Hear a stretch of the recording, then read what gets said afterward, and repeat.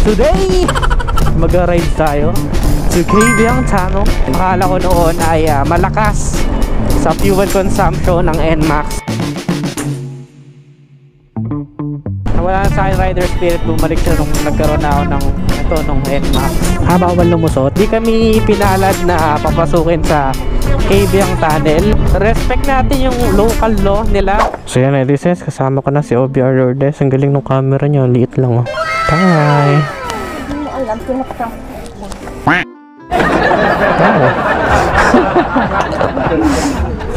ayun, kailan ulit kami magra-ride ng umaga. Though we already have the freedom na mag-ride. Kaya lang, na-stress na ako, lagi natutulog. Ang laki ng kotse niya, no? Tapos dito nakaparada. Buti nagkasya. Yun, kasama ko na si OBR Lourdes. Yun nga lang, yung mga nag-aantay sa amin nandun na.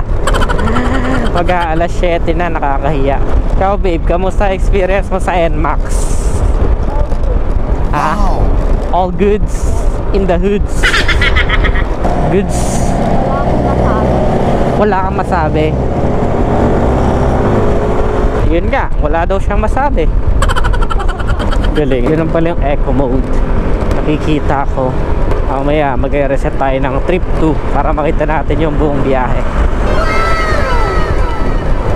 So yun, Edisens, excited na ulit nga ako i-ride sa NMAX. And akala ko noon ay malakas sa fuel consumption ng NMAX, pero I don't think nararamdaman ko siya dahil malaki ang fuel tank capacity, 7.1 liters. Tapos sobrang tipid pa rin pala talaga sa gas kapag bago yung motor. Ewan ko, kapag medyo tumatagal na ang motor, parang medyo lumalakas na sa gas. Pero well, depende yan sa maintenance. Siguro kailangan malinis na rin yung fuel filter ng Mio ko para tumipid na ulit sa gas. And mababa nga yung fuel tank capacity nun. So ayun, matipid pala siya sa gas. Gaya ng akala ko dati malakas. Is not what I expected. So again, those are just my personal opinions as an owner of this bike. And I didn't regret every single penny na pinambili ko dito. Sulit na sulit. So I'm not paid to say this. It's just my personal opinion. Sulit yung aking pinambili nito. Medyo pricey siya, pero na-realize ko, na-gets ko na kung bakit ito yung best 150cc or pinakamabentang 150cc. Yun din kasi gusto ko yung siguradong pusta. And yung NMAX ganun nga, siguradong pusta siya, no? So subok na sa issue, wala akong na-experience na issue. Sobrang smooth ng makina, lahat ng functionalities working good. Wala ang sight sa ulo, no? Sasakyan mo na lang siya and that's it. You enjoy it, I'm sure, no? Sakyan mo lang, tapos na usapan. Pero so far, as I'm using it for 1,000 kilometers, those are just some pure observations with my new Yamaha NMAX. This is a 2020 version. Same experience, same handling for the 2021 version. This is a version 2, same lang yun ng handling, lahat.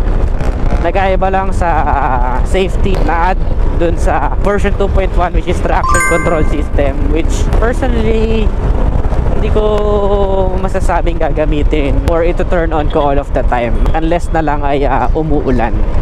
Yun lang. Pero other than that, hindi ko siya palaging ito turn on para ma-enjoy ko yung maximum potential na NMAX ko. Maganda yung mga traction control and Yamaha Motorcycle Connect, but I'm okay and I'm satisfied with dual channel ABS and keyless system, of course.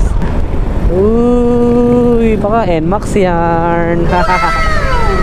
Diba? Magpapasalamat natin. Kakasabi ko lang ABS So yun, Edisens, good day sa inyo. Today, pumunta tayo at mag-ride tayo to Kabyang Tunnel. At ito na ang aming mga ka-meet up. Alas sa isang usapan ng oras 6:48 na. So I don't know if masaya ba sila or what. Ayun ang aking mga kasama, si Kams at si Rani. Hi, hello po. Morning. Pasensya na late. Laguna pa kasi ako eh. Ito yung Mio ko, gagamitin nila. Kamusta naman yung Mio, tol? Smooth na smooth pa din, no? Full maintenance yan eh. Pangit yung ano ko eh, cellphone holder ko. Papalitan ko pa. Na ano siya, So, mag-waste tayo, guys. Tinupuan namin bago. 39 kilometers. Malayo din pala yun. Nalimutan ko na eh. 2 beses pala ako napunta dun eh. Oh, wait lang. Ikot lang ako. Unano problems, guys. Unano problems. Kahit na cellphone holder ko, guys. Naalog-alog siya, guys. Susunod, bike vlog naman tayo. Masaya din mag-bike. 8 AM ang dating natin dun. Kasi 1 hour eh. Nawala na agad ang ating mga kasama. Yun. Diba sila? Isang Mio Soul, isang Mio Aerox. Yan. Babe, cellphone holder ko pagod na. 2 oras lang tulog ko. Uy, pagod ka na. They ask you how you are, you just have to say that you're fine when you're not really fine, but you just can't get into it because Mahirapan kasi yung alam ko kasi yung pakaramdam ng Mio eh. Pagka sa ganito eh, no? Feeling ko mahirapan sila makahabol pag lubak. Yung Aerox pwede pa eh. Kasi malaki gulong nun eh. Pero yung Mio, no, pagod ka na. Nakaka-bother naman, ba't ganito to? Pinatingin ko na to sa sa mekaniko, lost thread na. So, hindi na siya mahihigpitan kagaya ng ninanais ko. Grabe naman tong lubak-lubak na to. Wow! Overshoot. Hindi na ako marunong mag-drive. Pangit talaga ng kalsada dito. Ayaw ko to. Pero sana makalas yung cellphone. Nung nakaraan, parang nasira cellphone ko sa alog-alog na to eh. Bigla nang ayaw bumukas, ay ayaw mapindot. Cellphone holder ko, pagod na guys.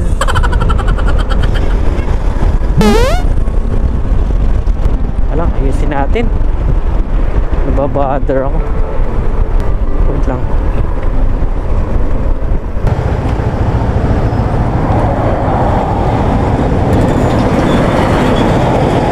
Ang lambot kasi na ganun.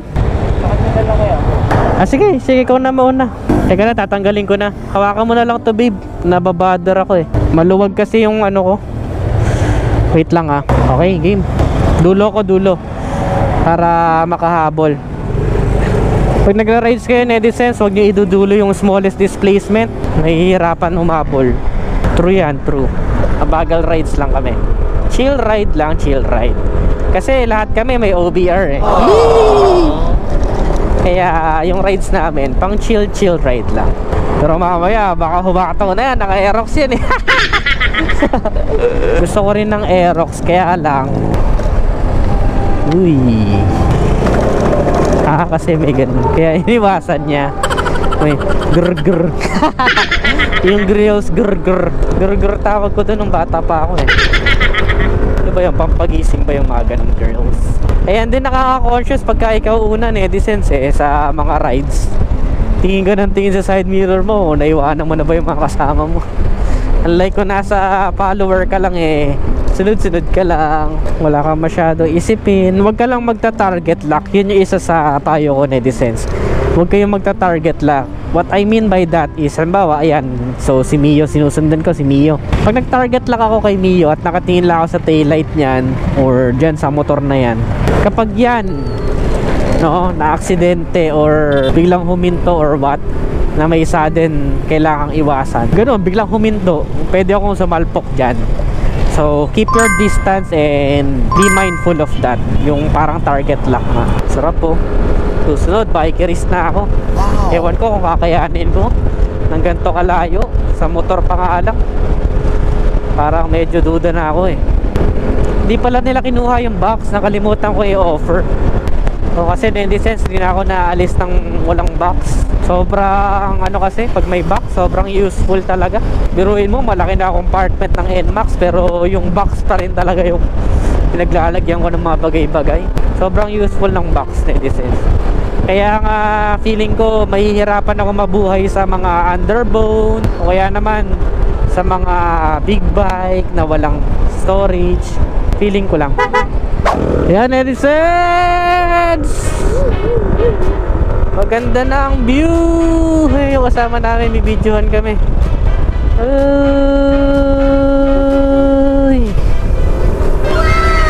You know, sayang pag nalaglag. Hindi nga nawala, nalaglag naman. Uy, Maragondon na. Nawala na yung kuya ni Rani. Yun pa naman na may hawak ng Waze. Wow. Dokun na, dokun. Woo! Super relax. Ganda. Wow! This is it, Kabyang. Nasipag nung cameraman natin. Wow! Ang dami camera, guys! Hirap pala maging artista, guys. Ang daming camera. Ganda, oh. Yan yung beauty ng Kabyang. Oh, dahil kainan dito, guys. Sulit pala dito sa Kabyang. Parang gusto kong kumain sa mga ganyan, guys. Mamaya, hanap tayong kainan na masarap-sarap. Doon, may mga unggoy-unggoy dito eh. Kaya sarap mamasyal dito. Lalo pag naabutan ka ng sunrise. Yan, oh. Kita nyo, ganda ng kalsada. Grabe. Yan ang beauty ng South. Hindi na namin kailangan dumayo ng Marilaki kasi sobrang ganda na dito sa may Kabyang. Maganda ng Cavite, guys. Ang lawak. Parang tourist destination talaga ng South. Daming kainan pa. Hindi kasi ako makasabay kapag nagmamarilaki sila. Lagi silang nandun. Pero ngayon, gagawin ko, ako na lang lagi magkakonduct ng rides para dito sa mga taga South, para sila naman dumayo dito. Hindi ako makarelate sa mga marilaki, sa mga Manukan, Devil's Corner. Hindi ako makarelate dyan eh. So eto, Kabyang Tunnel papunta Maragondon. Oh, ganda ng flowers. Ayan, oh, may ganyan pa. Pag nakita mo yan, parang nasa Kabyang territory. Ganda, oh. Wow!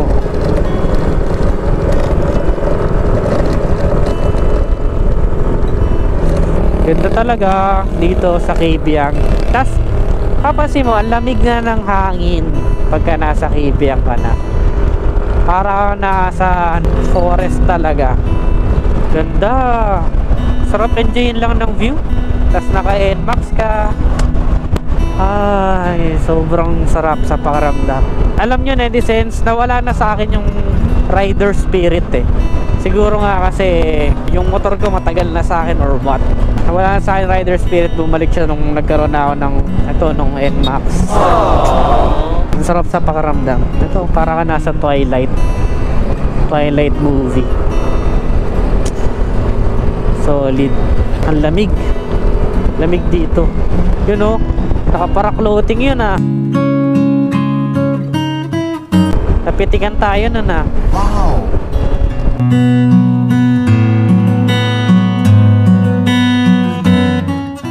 Tatanungin ko sana kung anong channel na.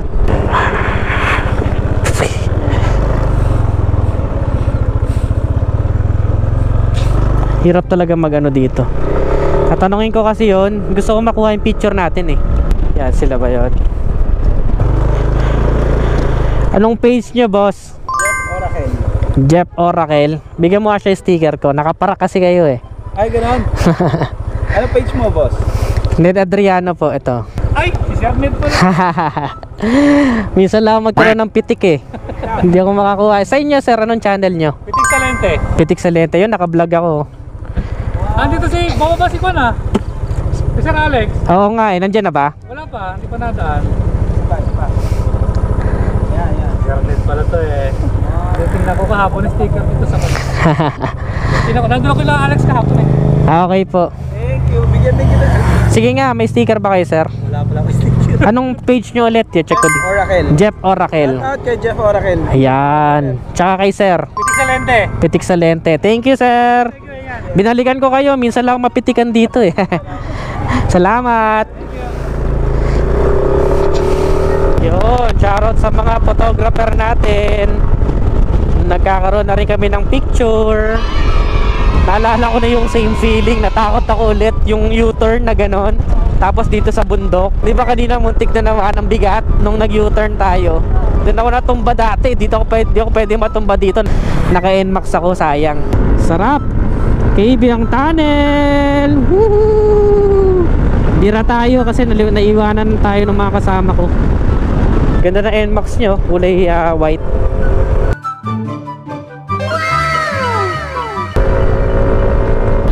Uy, benki nga. Nakakatakot. Wow, sarap naman ang jogging ni kuya. Wow. Ayan, dito yung sinasabi ko. Ayun yung pakibang, di ba? Dito tayo nag-vlog kasi, di ba? Naalala ko yun eh. Kaya sabi ko may isa pang likuan dyan. Ganda, big. Para kang nasa ano, yung Twilight. Wow. Tapos may mga wolves dyan na lalabas. Mga kuta ng wolves. Mga bangin-bangin. Ganda oh. Hindi mo na kailangan lumayo. Diba?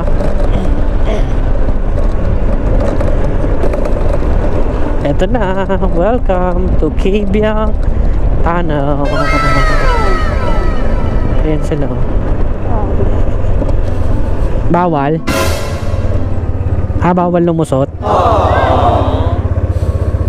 Kung daw pwede. Ngayon bawal na. Bawal gawa ng marami. Bawal na talaga dito sa Kaibiyang, guys. Ayan sila pwede, mga naka big bike para clothing. Ayan guys, bawal. Tanong natin. Yan, due to alert level bawal pa ang mga motorista. Yung shoutout pala sa mga netizens natin dito. Ayan pala sir. Anong name nyo sir? Mike po. Mike tsaka si ma'am. Ayan, OPR niya. Ayun, nice to meet you sir. Salamat po. Buti pa yung mga kotse, pwede. Doon tayo sa may Kyla Bean ba yun? Kyla Bean. Gawa na nandun daw si Boss Alex eh. Kaya na yung pulis. Tara, let's. Hanapin ko si Boss Alex. Pati yung mga bikers. Mga bikers ang medyo naaawa ako kasi nagpadjak sila eh. Kasi lang bawal. Ewan ko kasi naputol yung vlog ko netizens. Pero ito, hindi kami pinalad na papasukin sa Kaibiyang Tunnel. Kaya babalik na kami at hanapin ko si Boss Alex dun sa maraming unggoy na park. Do, okay lang naman sa akin kahit hindi na lumusot dyan. Kasi yung daan pa lang talaga na ito papuntang Kaibiyang Tunnel, sulit na. Yun mga netizens doon. Nabigyan ko na sila ng sticker kanina off cam. Bumalik lang sila dyan. Shoutout sa kanila, sa netizens natin yun. So ito pa nga lang, itong daan na to sulit na for me. Wow, grabe naman yun. So nothing regret kumbaga. Respect natin yung local law nila. Pero for me okay yun kasi mapapansin nyo, last vlog ko may nag-away dyan sa Kaibiyang. Nagkokos kasi ng yung mga tourist. Una-una kalat, pangalawa yun nga may trouble pa. So it's okay kung bawal lumusot sa Kaibiyang. Actually pwede naman lumusot kung may pakay ka talaga na dapat puntahan. So ayun, kinakausap naman, maayos yung kausap si sir. Mabait nga ni sir eh. Maayos siya kausap, sabi niya okay naman kung may pupuntahan, pero kung tourist lang hindi na muna pwede. Local governor na nag-utos. Kakain na lang tayo. Hanapin ko kasi sana si Boss Alex. Buti na lang may picture na kami doon. Sinasaway na kami, pinipituhan na kami. Nag-update sana ako kanina doon. Pero ayan, sulit pa rin naman yung rides, netizens. Yun lang, nakakalungkot. Hindi na pala talaga pwede. Ayan, dami pa nila babalik din yung mga yan. Finding Boss Alex. Either PCX na black or NMAX na green. Ayan Wow. Bawal? Bawal lumusot. Ay, bawal mo. Kasi nakita niyo dito sa kapila. Tara. Tara, sasundan ka namin. Yun, naka NMAX na green. Hello! Meow meow! Uy! Nasa gitna na yung mga unggoy skis. Padaan, mga unggoy skis. Hello! Ang daming unggoy skis. Hindi ko nga rin alam ba't ang bigat nito sa ibang NMAX eh. Sabi ko magaan naman NMAX ba't ang bigat nito. Okay. Ang picture na kami dito. It's time to go